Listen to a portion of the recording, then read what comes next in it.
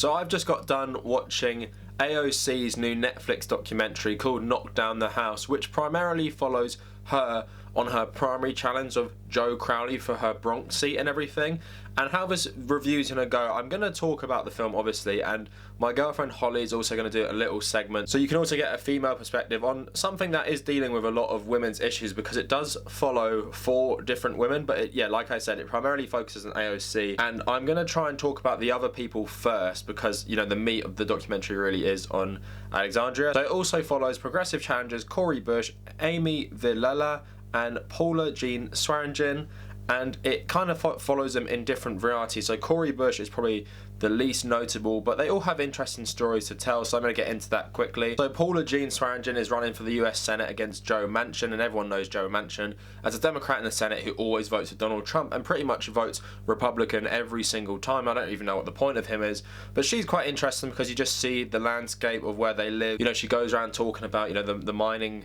town there and everything, and how badly they're destroying the environment, how badly they're poisoning the water, and she's saying, like, you know, if this is another country doing this to us, we declare war on them, but we just let corporations do it to us and stuff.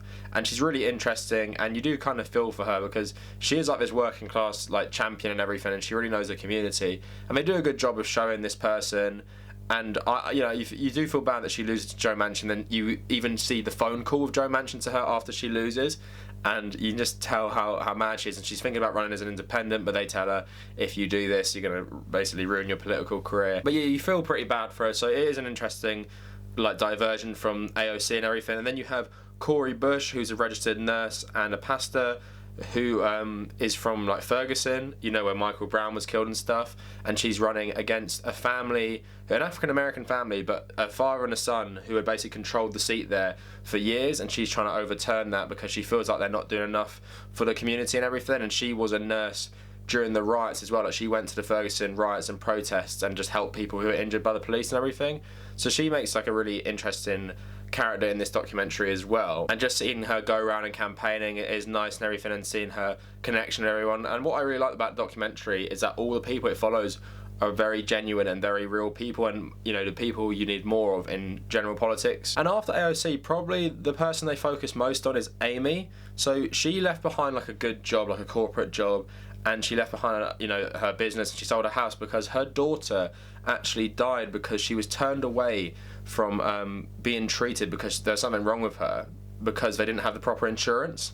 And that really inspired her to run for politics. And it's only been 2 years since her daughter died as like a 22-year-old, and it's really heartbreaking to watch and everything and watch her talk about it. And it really reminds you how broken America. She says, you know, there's 30,000 people a year this happens to, you know, it's not just me, and I'm fighting for all of these, and I'm fighting to make my daughter's life mean something. And that was really touching. And then it just really makes you angry that in America, which is meant to be like the greatest country on earth according to Americans, that can happen. Because, you know, in this country that is not going to happen. You know, if you have something wrong with you, you're going to be treated regardless of how much money you have or whatever insurance, blah blah blah, you know, all this crazy stuff in America, which is just designed for profit. And she's saying, and a lot of the candidates say, you know, a thing like an iPhone right here, that's a commodity, not people's lives, and you don't make, you know, insurance into something that's for profit. And a lot of candidates are now touching on this. But it's crazy to see in a lot of these debates, the people who win often don't. They don't support Medicare for all, and it goes to show how important it is. And it's crazy to me that people in the primary right now are also backpedaling on it. It's just such an easy win and so simplistic and such an easy thing to support. You know, I always say in my videos, in this country, we've had it since 1948, and the only reason it's going badly is because the right wing keep trying to cut funding for it. But it has generally worked, and obviously it's a way better system than what America has, and it's generally cheaper as well. And I just like someone like Amy bringing it up, and obviously she has a really, really heartbreaking story as well. But yes, the focus is on AOC and her primary challenge to Joe Crowley. Now, Joe Crowley was expecting to be the next Speaker of the House after these elections and stuff, because she primaries him before the Democrats turned the House blue and stuff. So it's really kind of funny and ironic. But you know, you see lots of footage of Alexandria when she's young. You see lots of home videos, you know, her playing the piano at a local church, her playing with her father and stuff, and then you see her whole family life, you see her boyfriend, you see her mum, you see her brother, and she's really, really like genuine. You know, she reminds you of yourself in a lot of ways. Like, if you're just a normal person, like her whole life reminds you of just a normal life.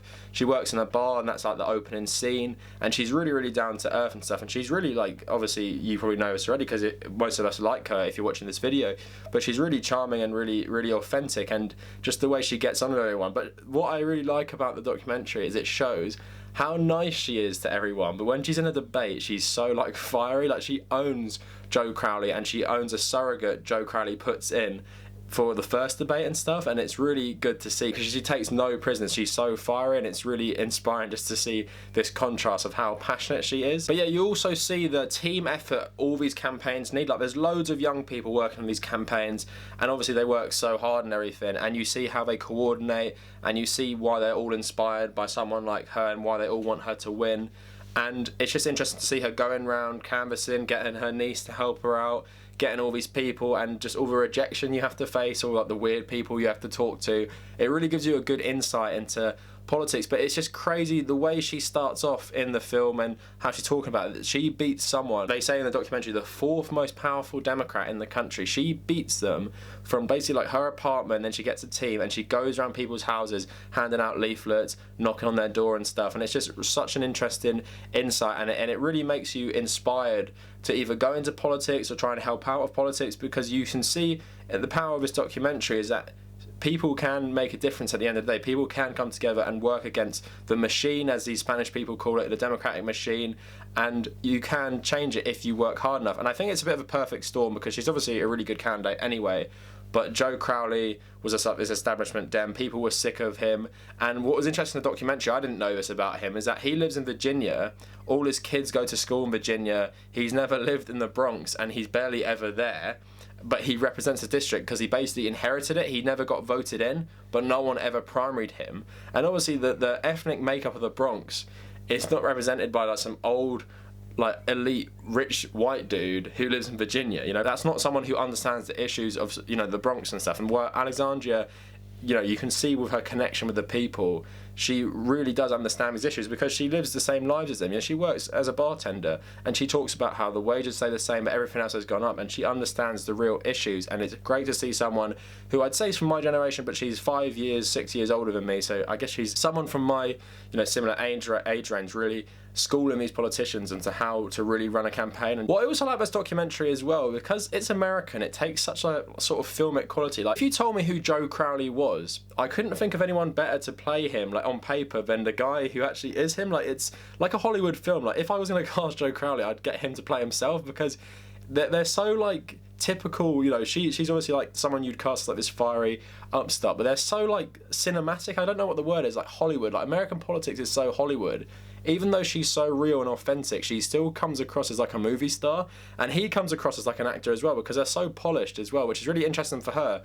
But she said because of her bartending experience, it made her so ready for the world of politics. But obviously you see the quieter emotional moments. You see her like drinking her coffee in the morning and getting ready to go out and canvass for people. You see her just with her boyfriend and her getting ready for the debates. You see how nervous she is. And it's such a nice insight, which you really don't get with a lot of these politicians. You know, even if we had a documentary about Obama and stuff, I doubt you'd really get the human interaction with him or the real human insight. And it makes you really think about politics on a personal level. So there's also a nice bit about her dad, and her dad died when she was in college and stuff. She just talks about how he's quite an inspiration, how he kind of like inspired her to take this path, and she wanted to make him proud and everything. And it's got a nice bit of heart underlying it through that and stuff, and just through her family connections and her friends and stuff. And what I really like is the scene when she finds out she wins, because she's walking to the campaign party and she's really nervous with her boyfriend, and then she sort of runs in because she sees what's going on, and then the TV cameras are already there, and she gets interviewed like basically as she's winning the race, and she wins by quite a staggering amount. I think she gets over, what's it, 50 something, like 57 or something % of the vote and stuff. Crazy amount for beating apparently the 4th most powerful Democrat in the country, and she's just like really crying and stuff, and she's so happy. And you just see the aftermath when her and her boyfriend go to the Capitol, and she talks about her dad taking her there when she was younger and stuff. And it's such a nice, you know, I made a video about how the American dream isn't real and stuff, and I do really believe that. But if you wanted like a case study about the American dream, someone from the Bronx who's working as a bartender, even though she's very educated and she's very smart, making it into Congress, and she's become so popular because she's such a real person. I think this documentary will help that popularity even more. But I think the broader message of the documentary is about changing politics and getting real people in. So she says on the phone, because she talks to some of these other candidates that are in the film, she says, for one of us to win, 100 of us basically had to compete. And that's what Justice Democrats are doing. And you might know the Justice Democrats because Cenk Uygur and Carl Kalinske used to be members and stuff, and they helped push this forward in its early stages, but they eventually left because Cenk Uygur was exposed to have some old blog posts that he wrote when he was a young adult, and they just dismissed him. It was kind of stupid, but at the same time they do good work, and it's just interesting to see how this movement is slowly getting into the Democratic Party. But it also makes you realise that how out of touch the mainstream Democrats are, and her battle against Joe Crowley and stuff.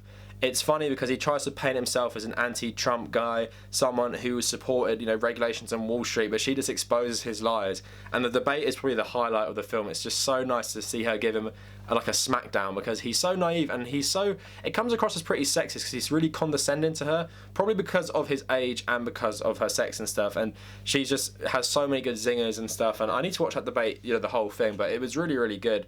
And I just love how she takes no prisoners. Politics is all about civility, but the way she debates is so great because you just got to call people out on their shit, and you got to get angry. These people are pissed off. That's what I like about the documentary as well. Like, as nice and as real as they are, they're running because they're so angry about the economic system in America. And the candidates they run against are, you know, people that represent how brainwashed a lot of Americans are to how good they could have it. Or not how good, but how normal they have it. You know, like 30,000 people dying because they don't have healthcare and stuff like that. That's crazy. It doesn't have to be like that. And, you know, the things that she's talking about, you know, the water poisoning and everything. Cori Bush talking about, you know, the police killing black people, unarmed black people and stuff. That doesn't have to happen, but you need people to get into the system to push for this reform.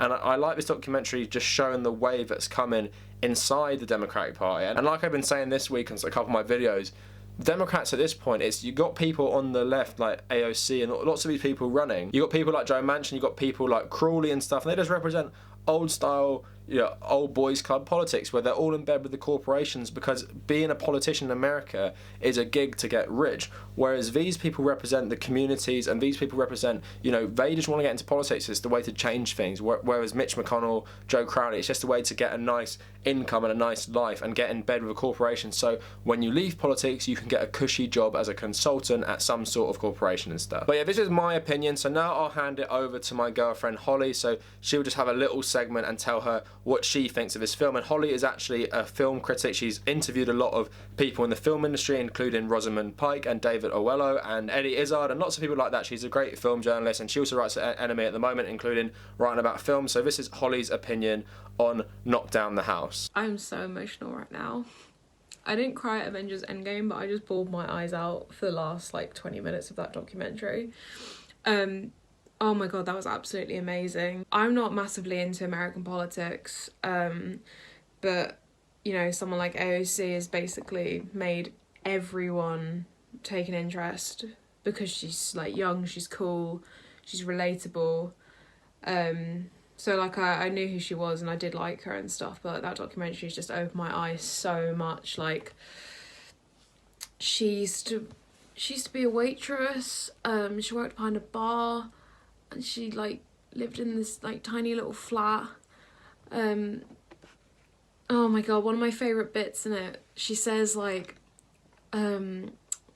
she says that working in hospitality was like the best preparation for her for the campaign, because like just the environment and the type of people she had to meet and stuff. And I love that. I've worked behind a bar for like a lot of my young adult life, and I totally agree with her. It does prepare you for dealing with people a lot.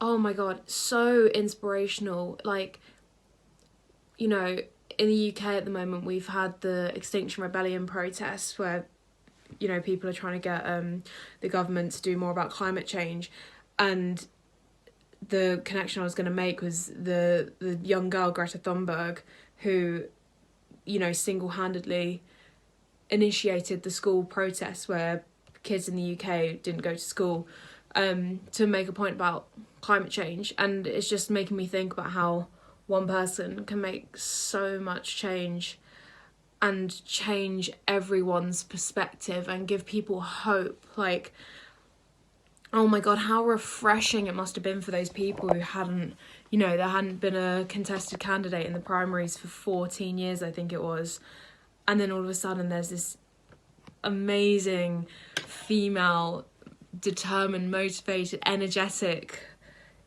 young woman who's like ready to take on this old white guy. I loved watching their like the debates or the public events, and she's so fired up and she's so motivated. Oh, she's just so cool. What else was good about it? Oh, just the other women as well that ran in their states. Oh, it's really heartbreaking, but you know, like there's a bit where AOC says for every 10 people that says no, one person will say yes, I think, because they're giving out leaflets. And she's like, and that's how you win everything. So like those women, it's kind of like, that's like a microcosm of like the bigger scale. It's like you got these 4 women, I think, running for Congress.